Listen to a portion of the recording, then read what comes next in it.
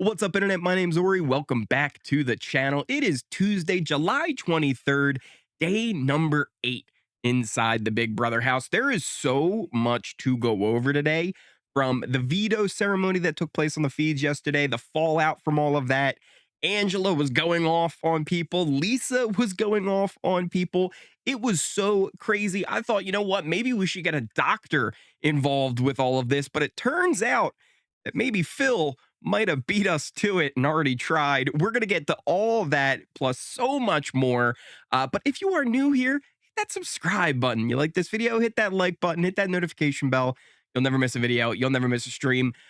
Before we get into what happened on the feeds yesterday, I want to talk about an issue about the feeds themselves. We all know with rewind not being a thing this year, there's no backup and archive that we can go back and look at the live feeds on Paramount Plus. It's been a big issue. It's made my job a lot harder. We all know about that. Another issue took place yesterday, and I was lucky. This wasn't something that I actually ended up having an issue with. I keep my feeds up all the time, so I'm not actually reloading the page very often. Apparently, there were so many people trying to connect to Paramount Plus to watch the feeds that there were too many, and people were having issues actually logging in and signing on to Paramount Plus, and it was kind of widespread from what I hear. Again, I was lucky. I didn't actually experience this in real time. A little bit to do with why that's happening is because there's no rewind. People used to be able to spend their day, do what they need to do, go back and see things they miss, keep track of highlights, and go back and watch. But now, since we don't have that, more and more people are watching in real time, but also more and more people are just having it on constantly, recording what's happening, because we are still getting clips of what's going on. People are doing that kind of a thing. So it's out there, right? More people are paying attention now live than they normally would be. And it's meaning that we can't actually have as many people watching the feeds as once. Here's the crazy part, though.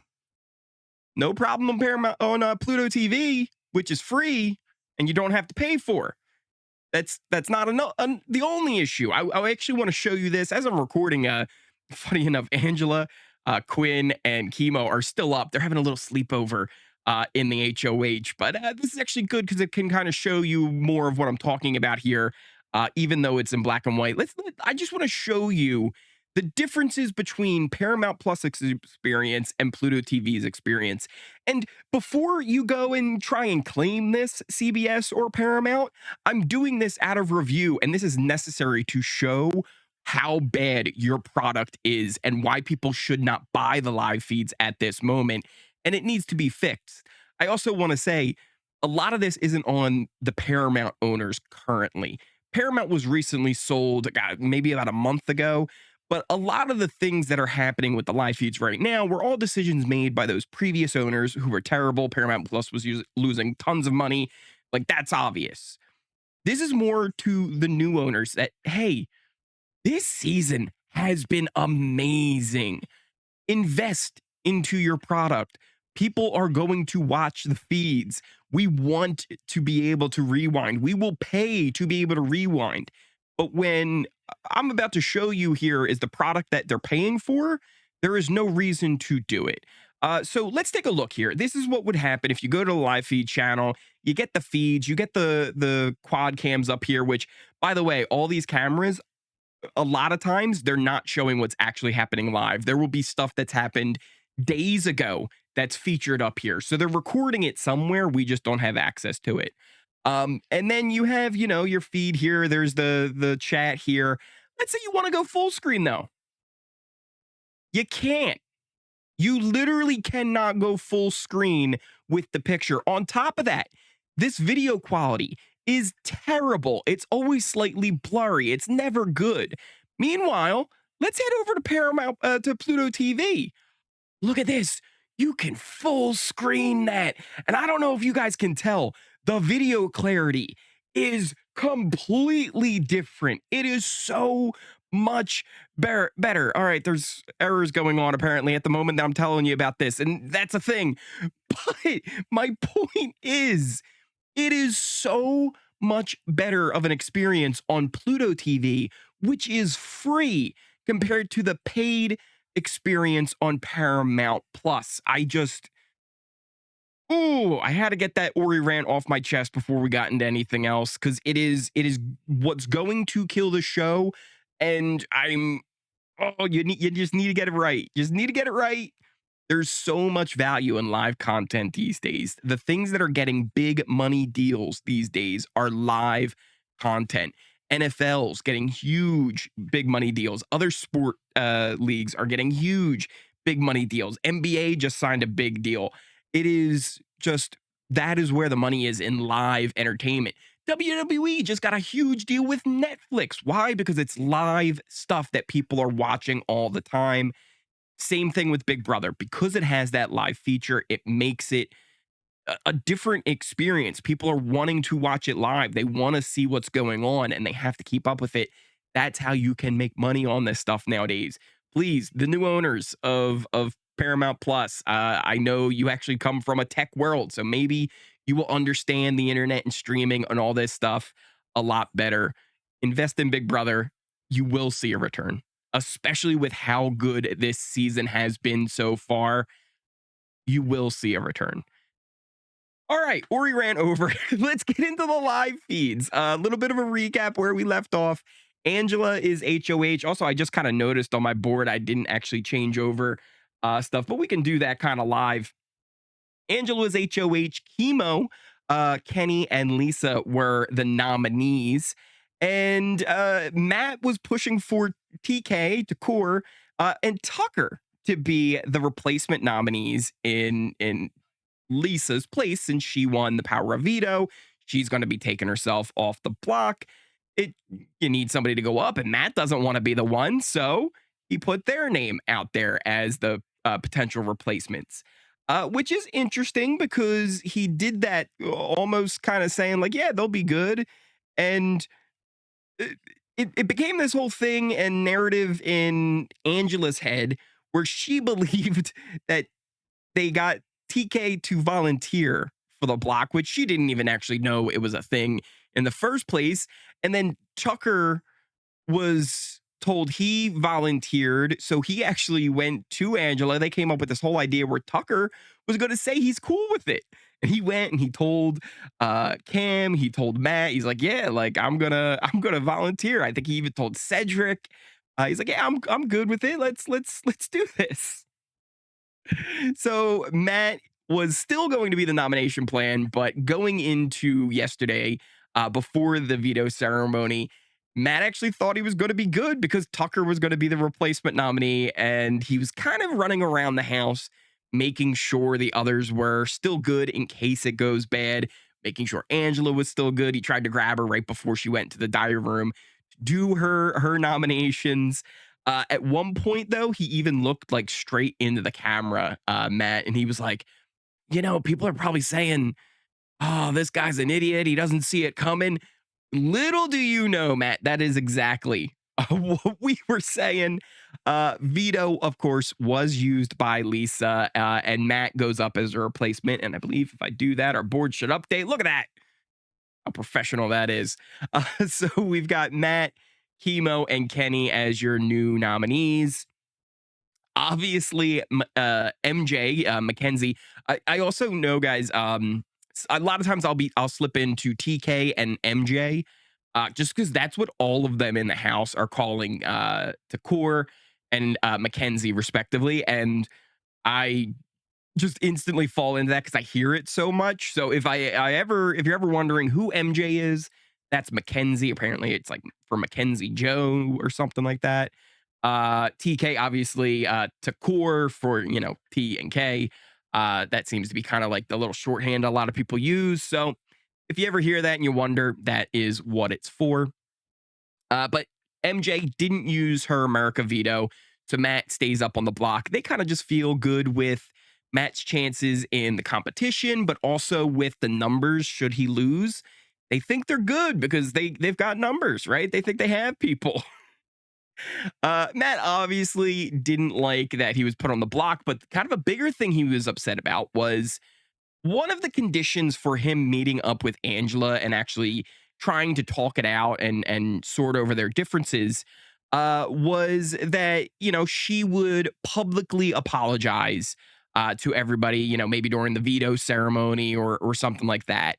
Um, Matt, he wasn't very happy because she didn't really do that. She didn't really even, I think, mention Matt's name. Is one of the things he said. He's like, she didn't even mention actually it was my name, but she didn't mention his mother specifically, just his loved ones. So he was kind of upset by how that all went down.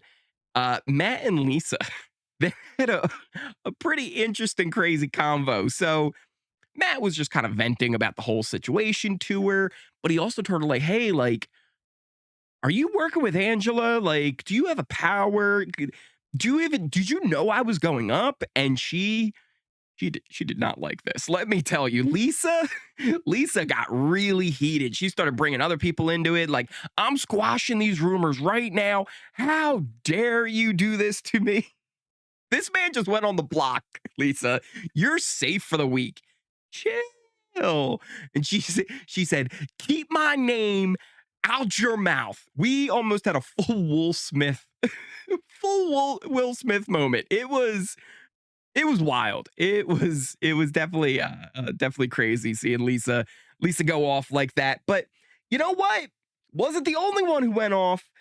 Angela was not going to be overshadowed this evening because Kenny's like, yeah, you know what? Now that Matt's up, I'm probably not gonna try. You know what I mean? I don't want to take it from him.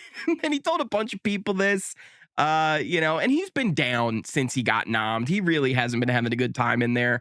Also, it just so happens that yesterday was his daughter's eighth birthday, and he feels really bad and guilty about missing that. And then he's here, and he's like, "Why am I missing that? If I, am just going to be leaving this week, next week, and in 3 weeks, like, what's the point of being here?" So we've seen this before, right? This is not a new thing in Big Brother, especially on somebody who kind of they see the light at the end of the tunnel that, like, hey, my time here is almost up. I'm just walking, waiting, right? I'm the Walking Dead in this situation, and he's kind of checked out.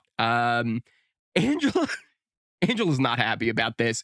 She goes off on him in the kitchen saying, he is not your son. How could you lay down like this? He's like, well, you're the one who put me in this situation. Why? Like, I told you. I told you that I didn't want this to happen, and you did it anyway. Quinn's there, and he's like he's like, how did I find myself in another fight in the kitchen here? What's going on? It was another fun, just complete chaos from Angela. It is just giving and giving and giving. And Quinn actually later, he ended up having a little cam talk, and we got filled in on some cool stuff. But he ended up joking. He's like, man, I think I just got to stay out of the kitchen. That's where all the fights happen. And every time that happens, I get heartburn. It's too much.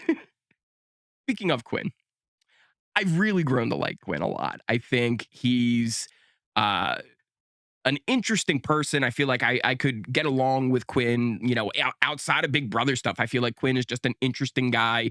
And he's playing pretty well, right? I feel like he has good connections and bonds he's building with people. He has the HOH deep fake right now, and he actually has a great plan for this. It does stink that he told Angela, but hey, he's got a great plan for this. And I actually think this is kind of a cool idea.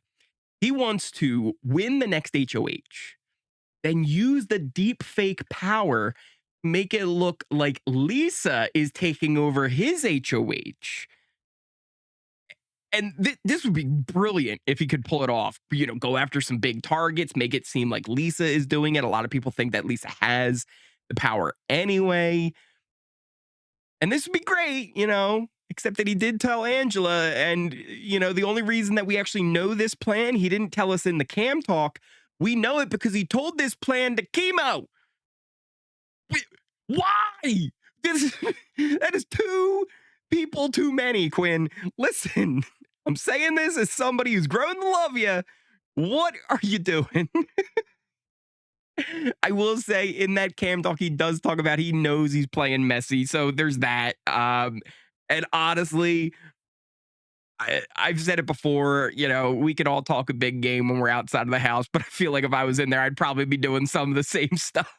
I'd probably be an Angela if I'm, you know what? No, I'd be like Tucker. Honestly, listen, guys, if I'm being completely self aware with myself, I'd be Tucker. I'd be having like crazy rants. There'd be people I hate, and I would just go and rant to somebody about how much I hate them constantly. So yeah, that would probably be me in the house. I'd also have some crazy theories that I 100% believe, but are completely baseless, probably. um, so yeah, Quinn knows he's a mess, and at least he's aware of that. And also, despite the fact that he has told, it seems to be working out for him right now. Angela hasn't told a soul. Chemo, who, if you would have asked me probably prior to today who Chemo was closest to in the house, I probably would have said maybe somebody like TK. But he actually lied to TK about the power after knowing. They were talking about it, and he was saying, like, yeah, I think maybe it's Joseph. So Chemo is keeping it secret. He's really trusting in Quinn, and it's working out for Quinn. But again, just to be clear, it doesn't make it right. Like if you drive on the wrong side of the road and you don't get into a head-on collision, doesn't mean it was the right thing to do. I feel like Quinn could have, brought them in and gotten their bond very easily, and didn't have to give up that valuable information. Also, we mentioned TK, how Chemo was lying to TK. TK, again, didn't know about her name being thrown out as a possible replacement nominee. It was so wild in Angela's head that she came up with a scenario where Cam had asked TK to volunteer because that's what Matt had asked Cam to do when Matt threw her name out, and that TK volunteered or even knew, and that she was okay with it. TK and Angela had a conversation where both of them kind of didn't really actually know what the conversation was actually about.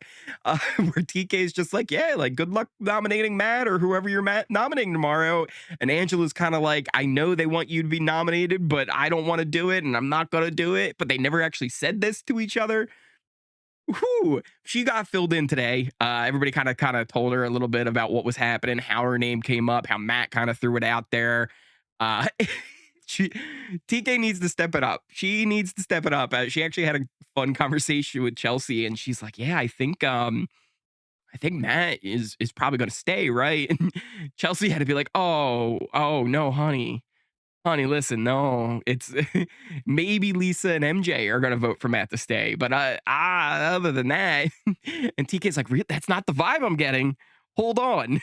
So maybe this is a wake up call for TK to be like, listen, you are not getting information. Your name's being thrown out for nominations, and nobody's telling you until it's way after the fact. Like, step it up, step it up. We also had the barber shop. Actually, we could pull up our alliance chart here. Let me see. I think I have to do this here, then this and this. There we go. Our alliance chart. We've had the barber shop up there. At first, I actually didn't realize that Rubina was in it, but we did actually update this for yesterday's video. We had Rubina in it. They actually locked in. They had everybody kind of meeting in the storage room, put their hands on in. They talked about having accountability buddies for each other in the barber shop. And if you start having doubts, just go to your accountability buddy. This is all Matt, by the way. Matt is the one. Matt is the one who's really believing in this barbershop business. He also says, listen, when you're out in public and like you need to mention it, but you can't, just call it BS, which is kind of funny because it is BS to about 90% of the alliance. Nobody really is in this except for probably Matt and MJ, Leah a little bit because she's with them, but she also knows like this is kind of it's whatever, right? Like she's just kind of having fun. She's ready to go with it every way she needs to. She kind of knows it's a bit of a sinking ship. She could tell. So really, the only ones that it's truly true for is Matt and MJ. So you've got the BS alliance, the barber shop, and it is quite BS. Oh, it's also kind of funny. We mentioned Kenny just being completely willing to throw his game away for Matt, but at no point has Matt ever included him in one of these big alliances that he's trying to make. It's always it's always not been him who's in on it. I just whew, it's a thing. Anyway, other things that happened. There was lots of other little chit chats here and there, just kind of people coming to their thoughts on different situations, especially with where they're going to be for Matt, where they're going to be. It's Matt versus Kenny. Like everybody's kind of leaning different ways. Like they're saying, yeah, you get rid of Matt. That's probably the one where people are like, yeah, just get rid of Matt, right? The other one where people are a little bit worried is if it's Matt versus Chemo. That's the one where like TK was like, I don't know, but Tucker was counting out votes and like it should be fine. We can go over the votes here in just a second too as well. But speaking of again Tucker, Chemo, and we were talking about Quinn earlier as well. Also Cam, they were all the have-nots that actually ended last night at midnight, so they get to not sleep. That's why, as we saw on the feeds just a second ago, why they were doing a little sleepover in the HOH with Chemo and Quinn. They were sharing the bed with Angela up there since they don't have to sleep in the have-not room anymore. But since they were leaving, they kind of did want to lock in. I had mentioned there was a little bit of this have-not thing kind of happening. And they're calling it the Mr. Andersons because it's kind of Matrix themed and the room is a little bit Matrix like. And then I actually did kind of like this explanation part of it too. Tucker said it's because Mr. Anderson in the Matrix, there were a bunch of copies of him, so they were all the same but different. And that's kind of what I guess the four of them, while they're bonding in there, they came up with the idea that the four of them are all the same, really, but different, right? They all have different life experiences, but they're all very similar people. And I just thought that was kind of cool. But this also might just kind of be mainly in Tucker's head. Like I think Quinn kind of likes Chemo, right? Like obviously he told him about his power, so there's a good bond there, and they've got a bond with Angela, kind of a trio there because they're the only three that know about Quinn's power. I think they like Cam as well, but he might be the one who's the most like shaky on this. Like he's got his other stuff going on with the core and all that. But I think this is mainly for Tucker. But I do think they all like each other, and it's not like any of them would be going after each other anyway. I think most likely person to do something would be if Cam would win HOH and he had to put up Chemo or Tucker or something for a nom. But just as a pawn, even it wouldn't even be that they would be the target. Also, they're associated again, like I said, with Angela. There's kind of almost like an upstairs kind of a thing because they were in HOH and the have not room. And that honestly, it's not that rare. This happens a lot. A lot of groupings in Big Brother are based on what room you end up in. You just spend the most time with those people in the same bedrooms, going to bed, waking up every morning, a lot of downtime. Anytime you need to go change, you're in that room, and just that's who you're going to spend a lot of time around. So it is just more likely to group up with those people. But it is interesting to see them kind of making sure to lock this in before that ends. I didn't actually add that to the alliance chart just yet because this is again kind of just a basic one. Collective is kind of blown up, and this was just really to get an idea to start. Honestly, what I'm liking more and more is the allegiance chart. And this is the brand new one I set up for today. And this is the one where I don't know, I got a little bit of fizz when I was setting this up. I was like, "Ooh, this is exciting." Because you can kind of start to notice it's almost like data points. We're really starting to see the correlation and how things are, and it just there's a lot of alignment and really kind of cool stuff going on here. Let's kind of break it down a little bit. You do have the core up there at the top, Chelsea, Cam, and Cedric. And again, to give you an idea on how I think it's best to look at this, think of it between left and right, obviously Angela and Matt, kind of sides of the house, which way you lean. And then top and bottom is social capital in the game. So the core up at the top, they're very much in the middle. But of those three, Chelsea leans much more to the Angela side, very anti Matt. Cedric leans more to the Matt side, where he's like, well, he wouldn't mind if Matt stayed because Matt's probably not coming after him, even though I don't think Matt 100% trusts Cedric, if we're being honest. Cam, very much kind of in the middle, I think, of the two. It doesn't work. It doesn't matter for him really either way. Both of them seem to like him, right? So I think that's a good way of being like, oh yeah, this is how you can then look at the rest of it. Underneath there, like kind of people who I think have less social capital with everybody, because those three, I feel like everybody listens to, everybody wants to work with. Nobody's looking at them as a target or a threat. Everybody feels good with them. I feel like they have like the most sway over the most amount of people in the game. Underneath that, I actually think Quinn might be just a little bit below them as far as his standing in the game. He leans very much towards the Angela side. And then just under him, I would say probably somebody like Brooklyn. And it's interesting because those two, along with the top three, make up the Pentagon Alliance. So, again, an alliance that's got lots of hands all over the field. We look back at the alliance chart, you got the Pentagon, and they're a big part of what makes up the barbershop. They're a big part of what made up the collective, which is kind of over. It's a thing, but they have a lot of power and a lot of connections all around the game. So it's actually interesting that they do make it up to the top in my kind of scenario here. Just under Brooklyn, I would say that Leah is probably somewhere around there. Mackenzie, aka MJ, and Tucker, I feel like they're on similar levels, but also on opposite sides of the house, right? Tucker much closer with Angela. The two of them have a really great duo that they've got going on. Mackenzie and Matt, obviously, they're kind of a duo, really tight. And I think Angela and Matt both also have just about the same amount of social capital, right? Where they've got some people below them, but mainly everybody else is above them or near them. Rubina, I think, is right in the middle of both of them, where she doesn't really have that much social capital with everybody, but she's got some. And she's very much like in the middle, right? She's in the barber shop, but she's also connected with the Angela side, and she's like ready for Matt to go if she needs to. So it's really kind of I think a great way to be able to see how the game is going. And I think a lot of you guys are really liking these boards too. So let me know what you're thinking as well. Underneath Rubina, as we kind of head down to the lower tier here, Emo, I actually moved up. I feel like his connections with Quinn now, his relationship with Angela, even with Tucker. He's got a thing kind of going on with the have nots with Cam, I think, as well.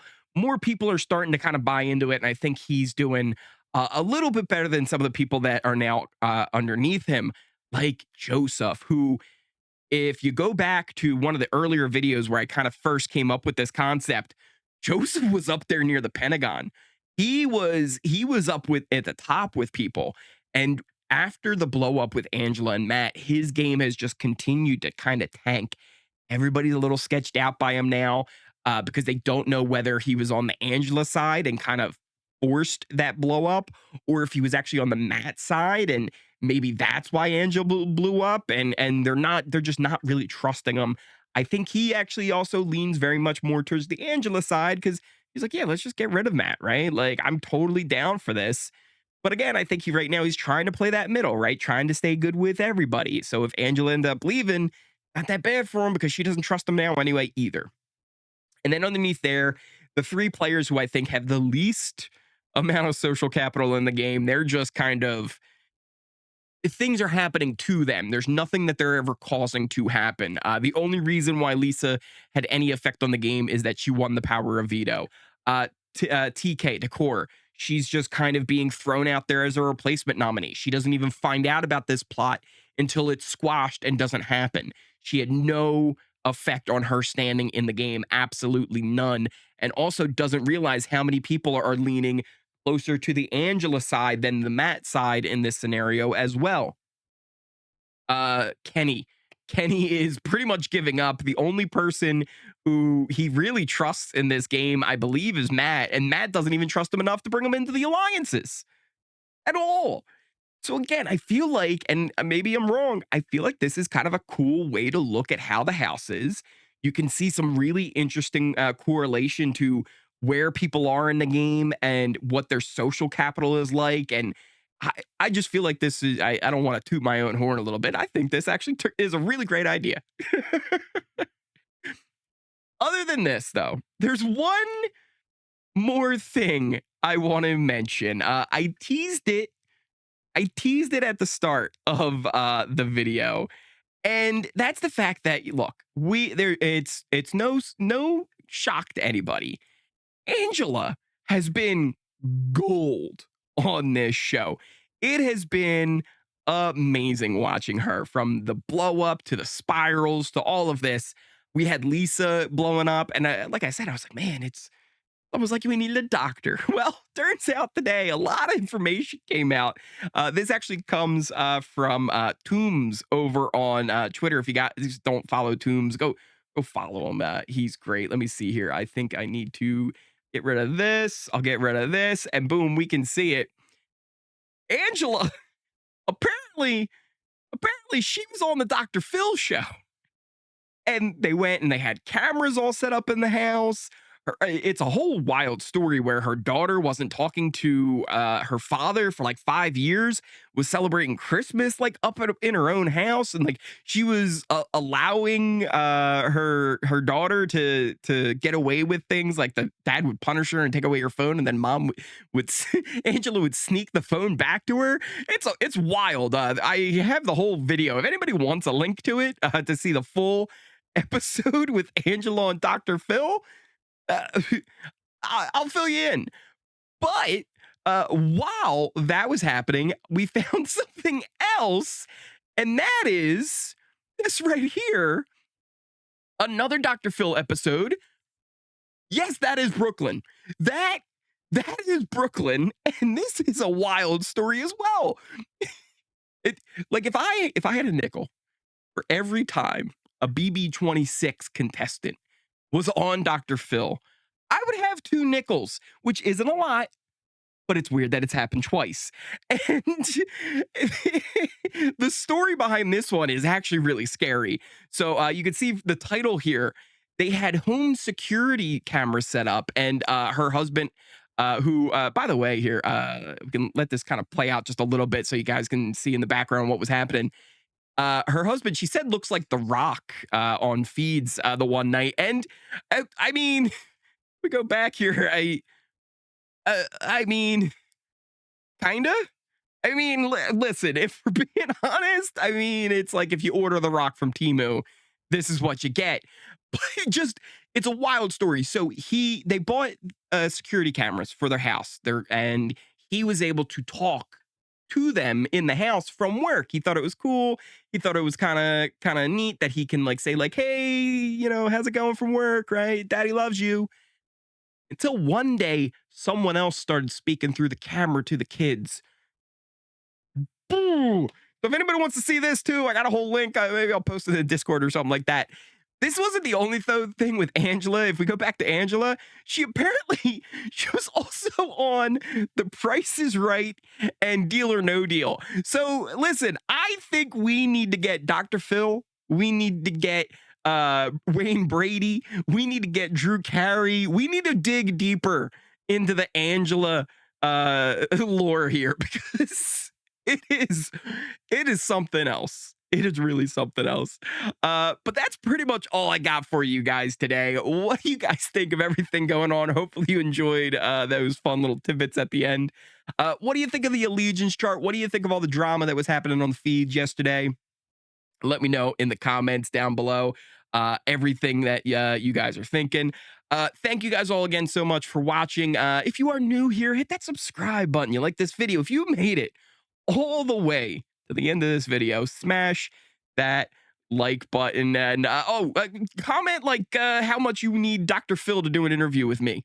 Put that in the comments down there too. If you made it all the way to the end of this video, thank you guys again so much for watching. Check out the links to all my socials in the description down below. Pinned comment, Twitter, Twitch, Discord, Kick. Discord's a lot of fun. Everybody's always chatting in there about everything going on throughout the day on the live feeds. Thank you guys again so much for watching, and I will see you next time.